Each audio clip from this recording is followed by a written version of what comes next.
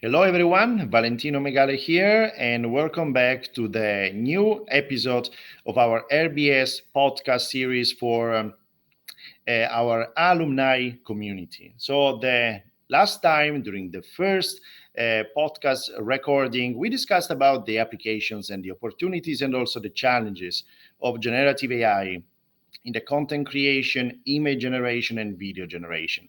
But today we are going to discuss another topic. As you are a very diverse and I would say multidisciplinary community, we are going to cover, as you know, several topics, several expertise, and several subject matter experts in the fields.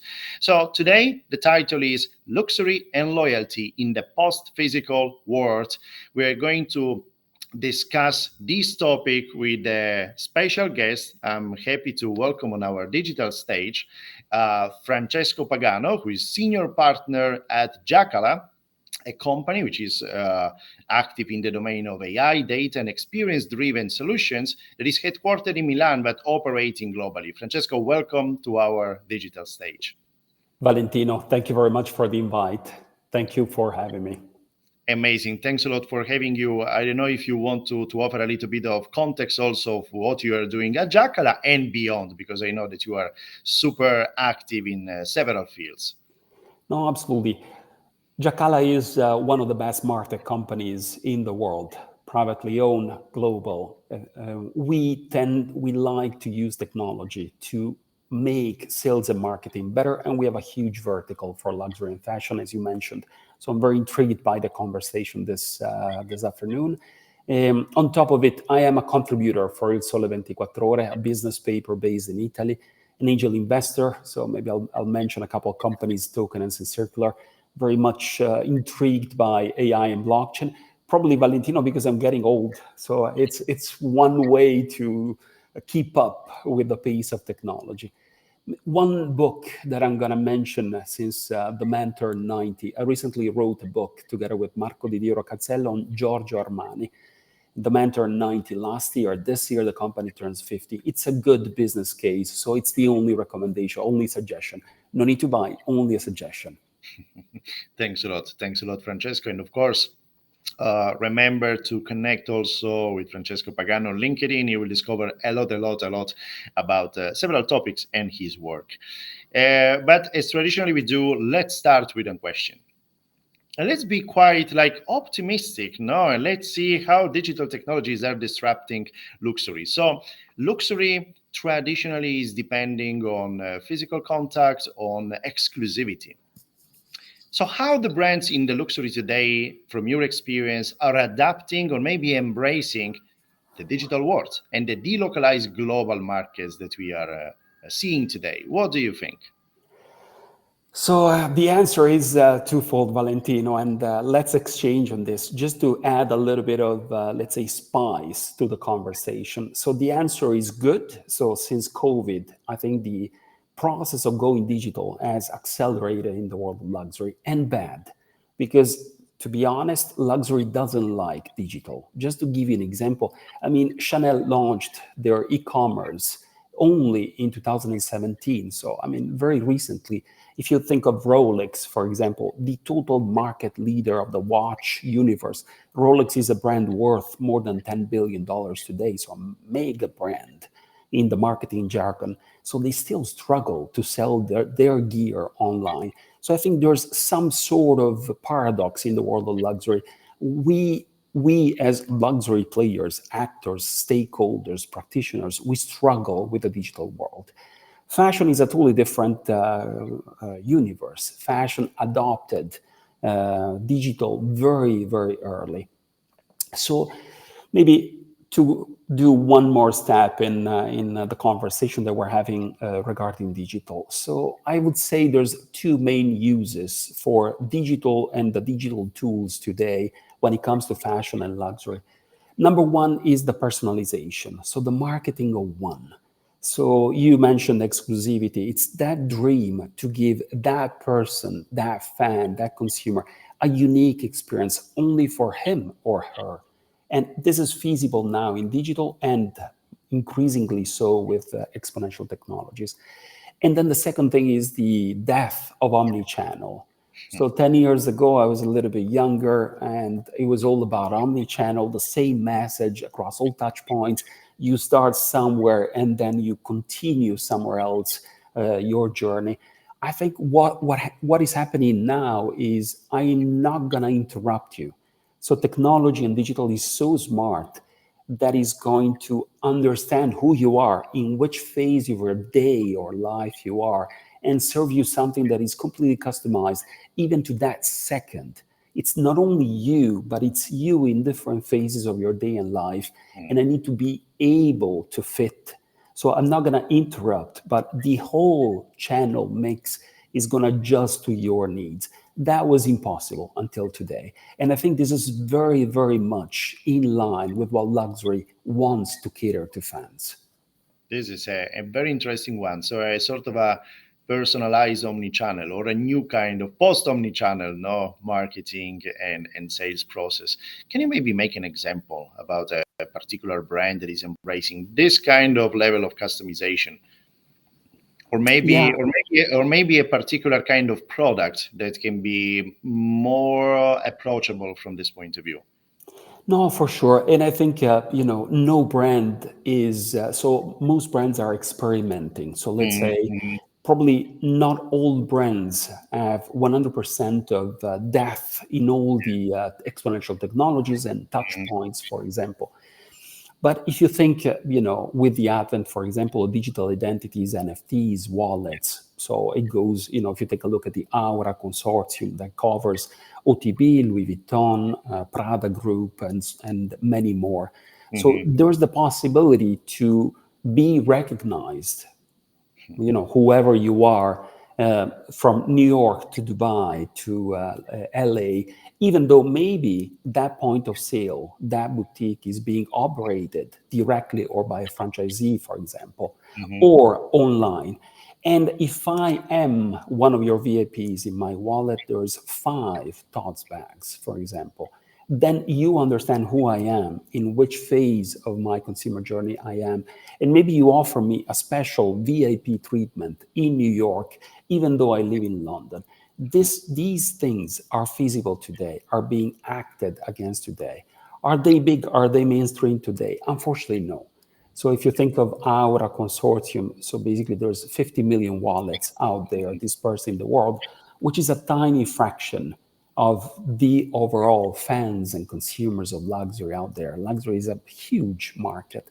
So we're still at the beginning. We're still, testing, feeling the waters. mhm. When is this, so to your question, when is this going to become mainstream?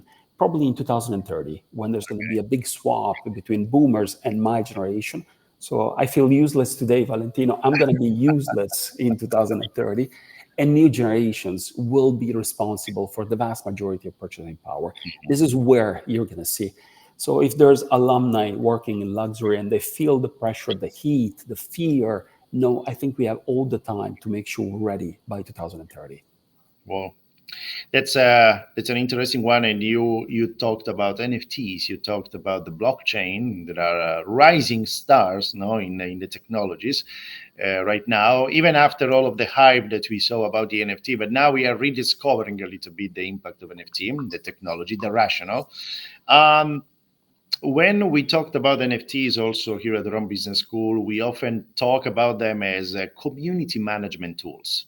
Yeah, So, what about communities and the fandoms of brands? Okay, so how do you think digital marketing today can change the customer acquisition process and build a long-term relationship? No, I would say process with these communities, because the communities today, they are quite segmented. They are divided across the world. So, how a brand can build a community and keep it loyal, because loyalty is a little bit in crisis today. So how technology absolutely. can be useful? No, absolutely. The old world loyalty is completely that. Most communities are dormant, as you know. From miles to it doesn't matter the industry, but no, usually you have one purchase, one act per year, which is nothing. You're not actively engaged in building, in participating into that community, and it's fine. I mean, when it comes to toilet paper, you shouldn't. And apologies for whoever sells toilet paper. I don't mean it. I mean it's more of a functional purchase. But when it comes to luxury, there you have all the material to create an engaged community. How do you do it? To your question, I think where digital plays a pivotal role is probably in two ways. Number one, in the hyper personalization, as we said, and you can do that at scale. So you can be extremely surgical and you can cover, for example, you can do that at scale. I'll give you one example. Sweatcoin is a very engaged community based, for example, on walking to be healthy and then to do good to the planet. It's a community of 400 million members. And I am part of that community and I receive messages every day that are customized just to me. This would be impossible without digital. So the second thing that is really unlocked by the world of digital is the co-creation. But now the future of loyalty is really co-creating value for the community, but you need to reward tangibly the members and the fans that are part of the community. So what you get in exchange, because you pay them, so to speak. So if you think of the community, for example, of Axie Infinity, or what Walmart is doing on Roblox with the new generations. Yeah. So you do data capture. So loyalty is all about knowing what's hot, what's relevant for the community, and tangibly rewarding them. So in my glory days at fashion, it would take me, 48 hours to produce any sort of reward or discounts or voucher for anyone in Europe. 48 hours, 2 days. That person moved on in 2 days, forgot about my brand. What you can do in digital is pay instantly, mechanically, giving them the reward just calibrated for them. So I think the future of loyalty is going to be made by data capture versus tangible rewards that are customized to the person. It's the only way to have that person really have vested interests in co-creating your brand. This is huge, and I have two questions from this related. First of all, hyper customization. And this is, Francesco, something that we discuss also separately together many times. Yeah. What about data privacy? And this is the big problem, because all of the people, all of us, me, first of all, we like personalized stuff. We like when an Amazon Alexa is talking to us and it's having a voice that it maybe is different. We love products that are customized, but there is a price to pay. And what do you think? How brands, if any kind of suggestion, how the narrative of the brand can be washing resistant and at the same time can build transparency, true transparency with them, especially today? No, for sure. And so the advent of exponential technologies need to be, and this is of course a personal opinion, need to be respecting, the privacy, especially, we're in Europe, so GDPR will still hold even with the advent of an agent that is going to talk to you and convince you, for example, to have a diamond onto your royal oak by Audemars Piguet. But that information needs to be kept secret because, of course, me as a brand, I would love to know how many, diamonds encrusted watches or jewels are out there. And this is becoming a trend. I would like to tap into that trend. So I would love to buy that data and use it in order to cater to that rising nascent need, for example. So I think there's going to be rules and regulations in Europe. As we discussed many times, there's already an AI Act that tends to, in the other two regions, Americas and China, it's probably going to be the approach is going to be as commercial as it is today. So there's the other side of the coin from my point of view, and again, this is my personal opinion. So I am interacting with the brand and I am leaving behind a digital record, what I buy. I like, for example, pink bags or I don't know, sporty shoes or whatever that is. And of course, the brand could use it to, for example, to spoon feed their design team, for example. Okay, so that's one potential scenario.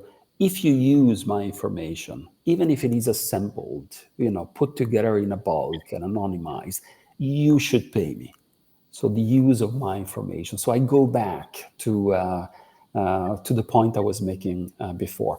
I think the advent of digital has put a lot of focus on creativity, on availability, on access of information. What we hate is the creators. So because we started really, everything is free, everything is accessible. We do have an issue with paying Yeah. the sources and the creators of information, Yeah, and this and is this is something becoming that is more emerging future right now with ChatGPT. Just to say, correct. with all of the Ghibli stuff and all of the copyright emergence. But please go on. No, no, it's exactly this. And I think if you really want to be, so this is especially talking to the luxury players, Yeah. if you really want to be a luxury player because you create that safe space so that your VIP feels safe, I think this is the strong suggestion. This is the way to go. To Hmm. get knowledge, know your fan base, co-create the future of the brand together, and give tangible rewards to these VIPs. I think you can in luxury, especially in luxury worlds, given the high margins that luxury brands have. Well, this is a huge topic. No, it's a dynamic. It's evolving every single day. And but you cited another point that I really like, and this is actually something that we discussed also in Milan last year, no, at the event. Co-design, co-creation. You cited Roblox, and Roblox now it's rising. Roblox is even a place where some luxury company are there, like from also Gucci is there. There are many fashion companies there. Nike is there. So we have many companies who are meeting Generation Alpha in Roblox. And one of the principles of Roblox is that companies are providing tools to create their dream house, their dream car, their dream watches, their dream fashion. So, if you remember the discussion that we had on stage in Milan was, are the new generation looking at brands as just providers of their dream products, or the brands, or there is still place for the IP, original IP of the brands that is going to be chosen by customers, no, by the next generation of customers? How do you think this kind of stuff is evolving? The kind of relationship between the customers and the brands. Do you think that customers are growing in importance when compared to the brands, because now they can design what they want and they can impose their decision to brands? What do you think? No, it's true. So the short answer is yes. You're totally right, Valentino. So there was an imbalance in my days when I Yeah. was a brand manager 20 years ago. There was a clear imbalance. So the brand manager was actually in charge and was telling people what to buy. And you were such a good mom because you were buying that soap, and I told you which soap to buy. But that was an illusion because markets, distribution, media was very much concentrated, and people did not have a say. What happens with digital is a clear rising power for consumers. Consumers are going to tell brands what to do, are going to influence the future of brands. So to your point, the relationship between a brand and a fan will be more and more transactional, functional, simplified, especially when it comes to new generations. And the answer is yes. So our new generations getting excited because Yeah. you introduced a new variant of that pair of pants with a slight nuance of blue. No, nobody cares about your brand, really. And so I think so you can take it as a sad news, and you go into depression, or you can take it as a challenge, flip it, and really, I think your job as a brand manager should be the job of giving people meaningful experiences, create real value, and not, fooling people around with something that is totally relevant for them. So I think, but the short answer to your question is yes, the Yeah. consumer, the fan, the VIP will be more and more in charge. And the least that you could do is to simplify, stay out of the way, make sure they get what they want as fast as possible.